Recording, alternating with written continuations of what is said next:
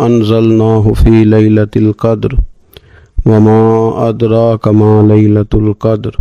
اللہ تعالیٰ نے قرآن مجید میں ارشاد فرمایا کہ انا انزلناه فی لیلۃ القدر، فرمایا بے شک ہم نے اس قرآن پاک کو لیلۃ القدر میں نازل کیا ہے، قدر والی رات میں نازل کیا۔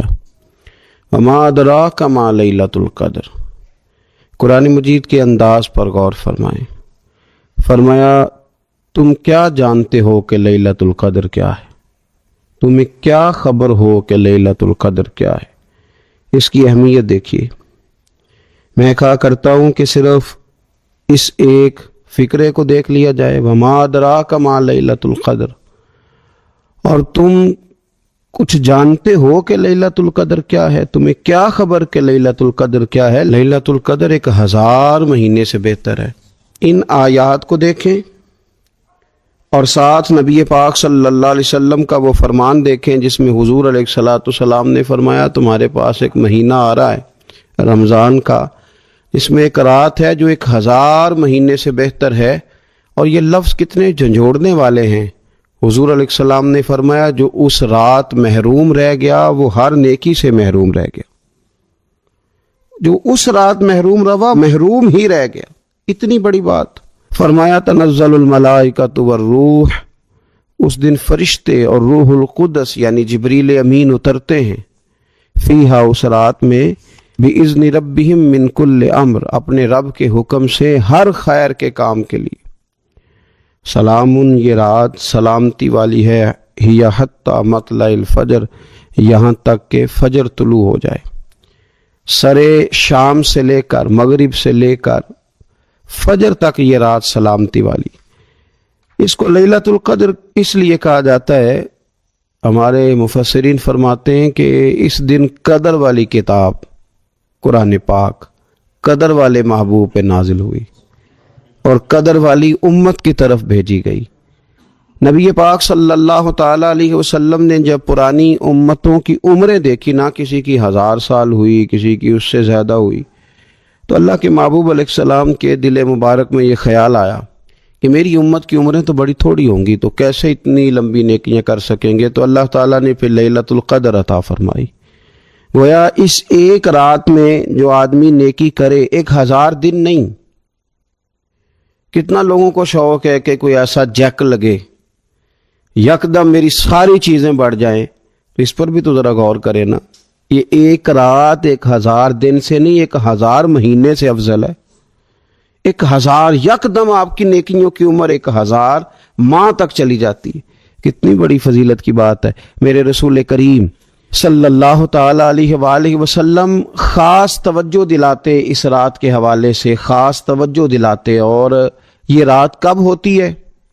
صحیح حدیث میں موجود ہے، نبی پاک صلی اللہ تعالی علیہ وسلم نے فرمایا کہ اسے رمضان کے آخری عشرے میں تلاش کرو۔ گویا یہ جو 5 طاق راتیں ہیں نا، 21ویں، 23ویں، 25ویں، 27ویں، 29ویں، ان طاق راتوں میں اس رات کو تلاش کرو۔ اس رات اللہ کے فرشتے نازل ہوتے ہیں، آسمان دنیا پر، زمین پر فرشتے اترتے ہیں۔ حضرت جبریل امین علیہ الصلوۃ والسلام انہیں لے کر کے آتے ہیں، اور فرشتے کیا کرتے ہیں کہ جو بندہ اس رات اللہ کی یاد میں موجود ہو، جو بندہ اللہ تبارک و تعالیٰ کے ذکر میں موجود ہو، جو بندہ اس دن اللہ تبارک و تعالیٰ کی بارگاہ میں کسی بھی طور پر حاضر ہو، فرشتے اس کے لیے دعائے مغفرت بھی کرتے ہیں اور رب کی بارگاہ میں التجائے رحمت بھی کرتے ہیں۔ اور ایک روایت میں ہمیں یوں بھی ملتا ہے کہ فرشتے اسے مصافحہ بھی کرتے ہیں، ہاتھ بھی ملاتے ہیں۔ دیکھیے نا کتنی سعادت مندی ہے کہ انسان عبادت کر رہا ہو اور فرشتے اس کی زیارت کو آئیں۔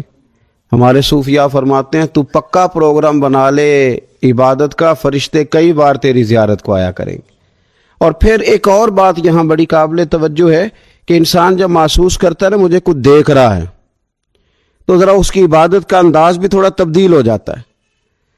تو اگر یہ ذہن ہو ہمارا کہ ہمیں فرشتے دیکھ رہے ہیں اور وہ والی مخلوق دیکھ رہی ہے جو ہماری ڈائری ڈائریکٹ لے جا کے ہمارے رب کی بارگاہ میں پیش کرے، تو پھر کچھ زیادہ ہی توجہ مسلمان کی ہونی چاہیے، زیادہ ہی انہماک ہونا چاہیے، وہ کھو جائے۔ ٹھیک ہے ہم کمزور بھی ہیں، ہمارے اندر کچھ پریشانیاں بھی ہیں، ہماری بیماریاں بھی ہیں، ہم لاغر بھی ہیں، ذوف بھی آ جاتا ہے، تھکاوٹ بھی ہمیں آ لیتی ہے، لیکن لمبی تو بات ہی کوئی نہیں، 5 تو طاق راتیں۔ حضرت سیدہ عائشہ صدیقہ رضی اللہ تعالیٰ عنہ ارشاد فرماتی ہیں کہ جب رمضان کا آخری عشرہ شروع ہوتا تھا نا، تو نبی پاک اپنی کمر کس لیتے تھے عبادت کے لیے، خود بھی رات کو اٹھتے تھے، ہمیں بھی جگاتے تھے، کیونکہ سونے کے دن تو نہیں ہے، تو جاگنے کے دن ہے۔ ساون کی کالی راتوں میں جب بوندا باندی ہوتی ہے، وہ راتوں کو اٹھ اٹھ روتے ہیں جب خلقت ساری سوتی ہے۔ یہ رب کے بندوں کی شان ہے۔ اور ویسے بھی درویش کہتے ہیں کہ رات پوے تے بے درداں نو نیند پیاری آوے، درد منداں نو تے یاد سجن دی ستیاں وی آن جگاوے۔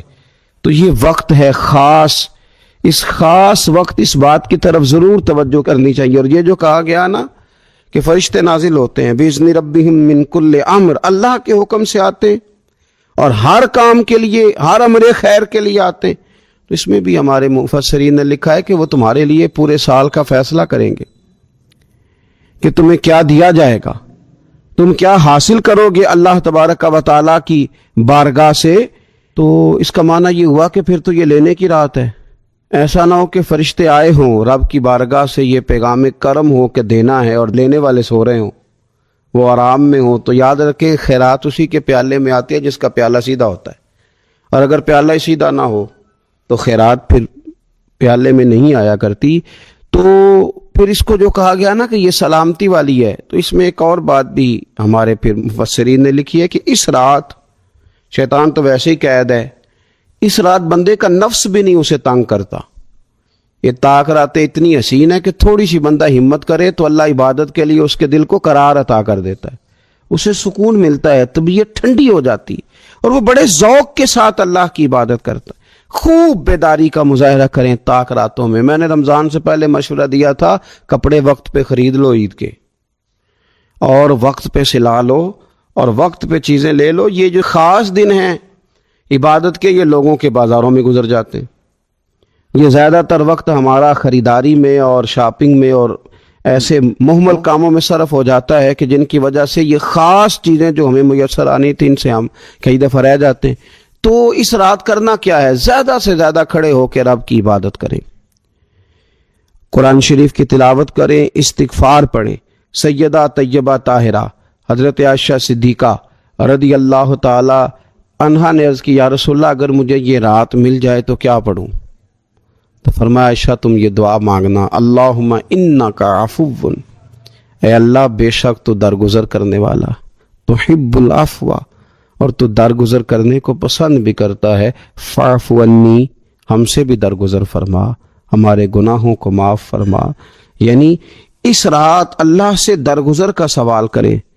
جو لوگوں کے سامنے اپنی خطائیں ہوتی ہیں وہ تو ویسے بیچارے ہر وقت معافی مانگتے رہتے ہیں، جن کے پیش نظر اپنی غلطیاں ہوتی ہیں، جو اپنے رب کریم کی بارگاہ میں حاضر ہونے کا ارادہ رکھتے ہیں صاف ستھرا ہو کر، وہ تو ویسے ہی معافی کے طلبگار ہوتے ہیں۔ تو یہ تو خاص چانس ملا ہے معافی مانگنے کا، تو بالکل سستی کا مظاہرہ نہ کریں، بالخصوص وہ لوگ جو اعتکاف میں موجود ہیں۔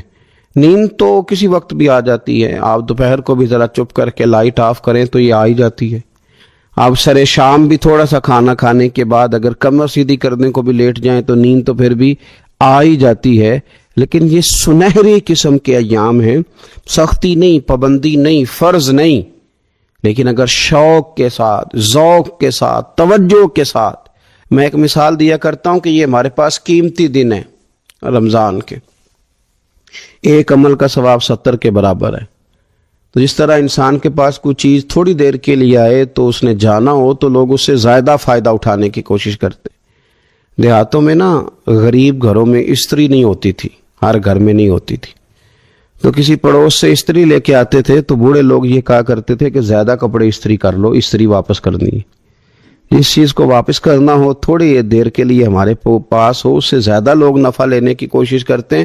تو یہ تو تھوڑے دن باقی رہ گئے، طاق راتیں تھوڑی رہ گئیں، زیادہ نفع لینے کی کوشش کریں۔ اللہ تعالیٰ اس سال جب فرشتے لیلۃ القدر پہ آئیں تو وہ امت مسلمہ کے لیے ایسا رحمت کا پیغام لے کے آئیں کہ دین پھر سے غالب ہو جائے، اسلام پوری دنیا کے اندر اپنے غلبے کے ساتھ سامنے آ جائے، کفر کا، ظلم کا، زیادتی کا، جبر کا ہمیشہ کے لیے خاتمہ ہو جائے۔ نبی پاک صلی اللہ تعالیٰ علیہ وسلم نے جب پرانی امتوں کی عمریں دیکھی، نہ کسی کی 1000 سال ہوئی، کسی کی اس سے زیادہ ہوئی، تو اللہ کے محبوب علیہ السلام کے دل مبارک میں یہ خیال آیا کہ میری امت کی عمریں تو بڑی تھوڑی ہوں گی، تو کیسے اتنی لمبی نیکیاں کر سکیں گے؟ تو اللہ تعالیٰ نے پھر لیلۃ القدر عطا فرمائی۔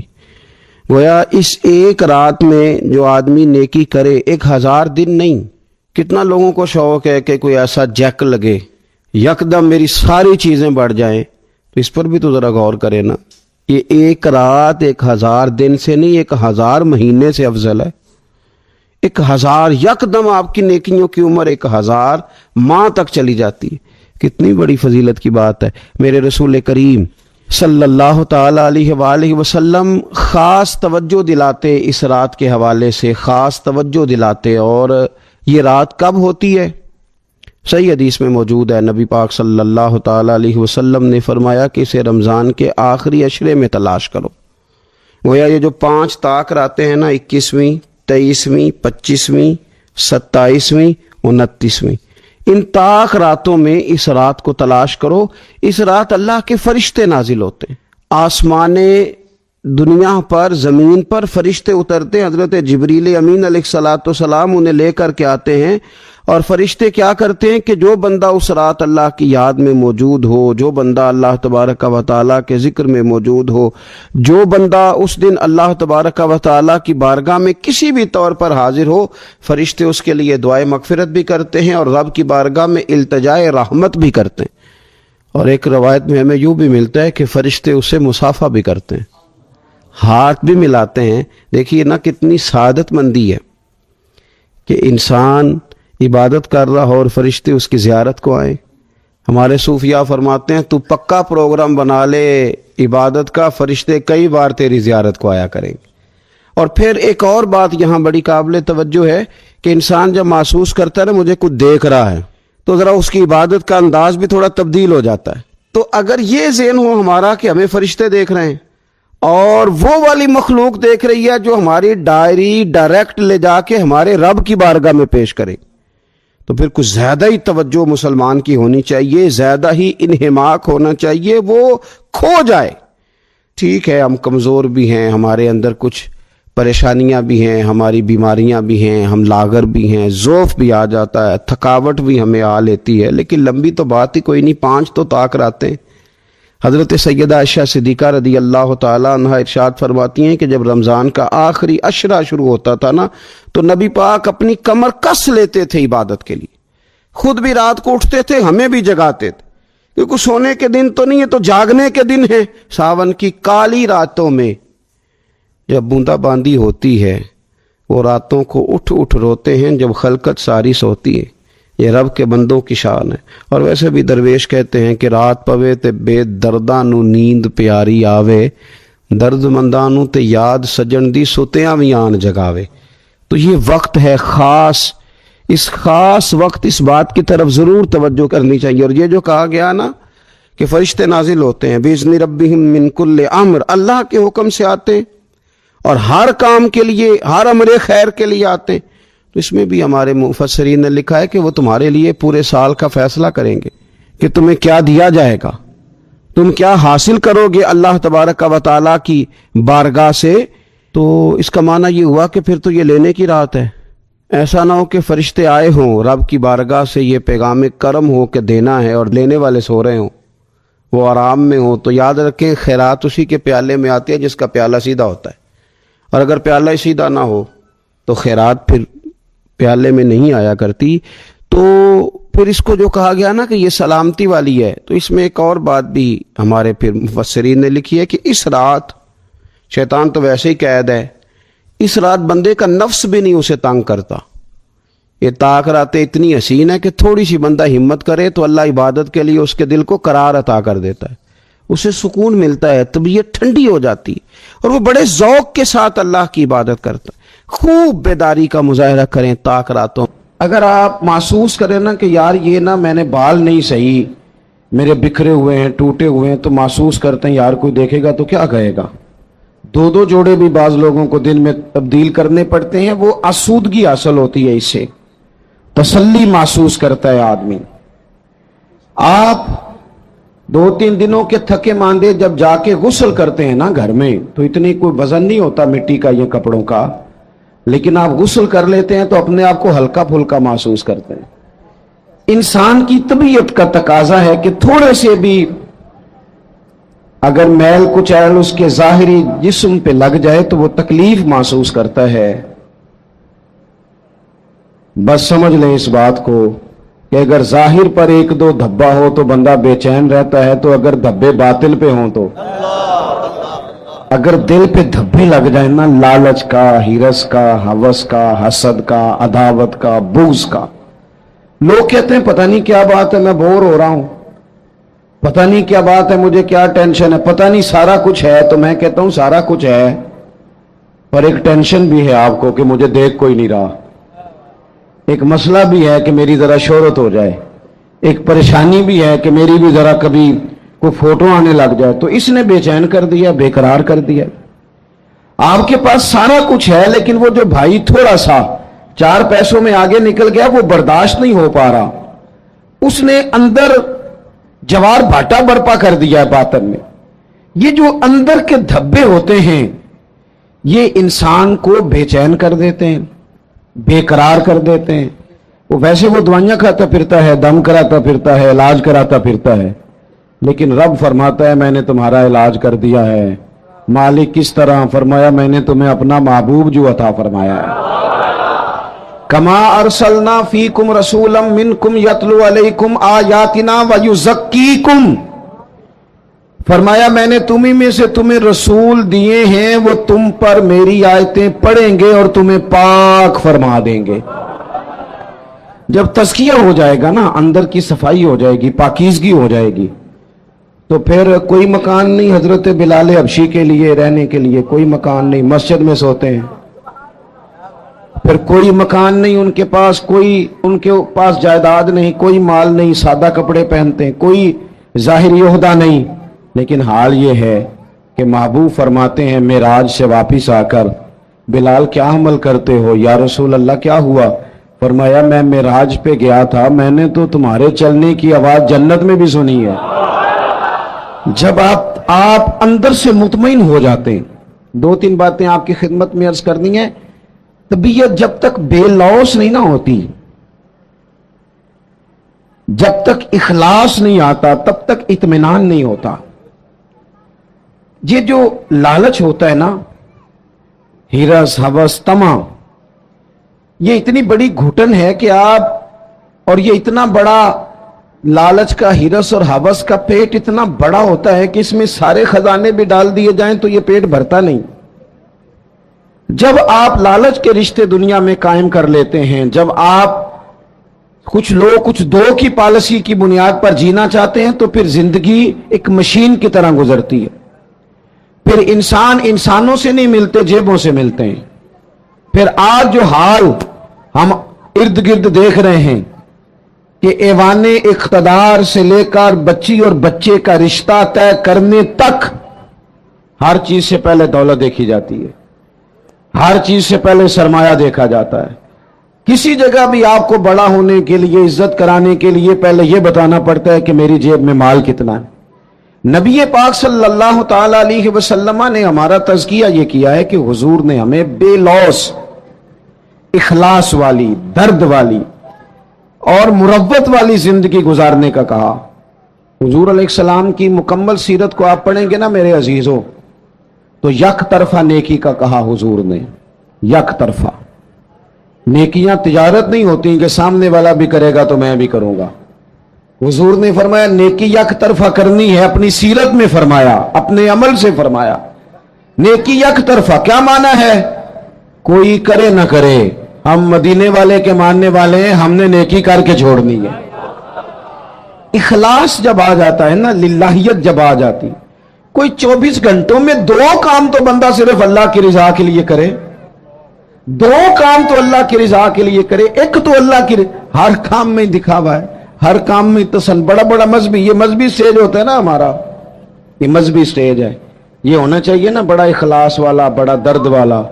लेकिन अगर कोई समाजी आदमी, सियासी आदमी रह जाए स्टेज पे बैठने से, تو ہو سکتا ہے سویرے لڑائی شروع ہو جائے، فلاں نہیں آیا، کوئی پیر صاحب اگر رہ جائیں، پیچھے رہ جائیں، تو اگلے دن ہو سکتا ہے وہ کہیں کہ آئندہ آپ کی محفل کا بائیکاٹ کرنا ہے، آپ نے تو، میں تو صدارت کے قابل تھا اور مجھے نیچے بٹھا دیا۔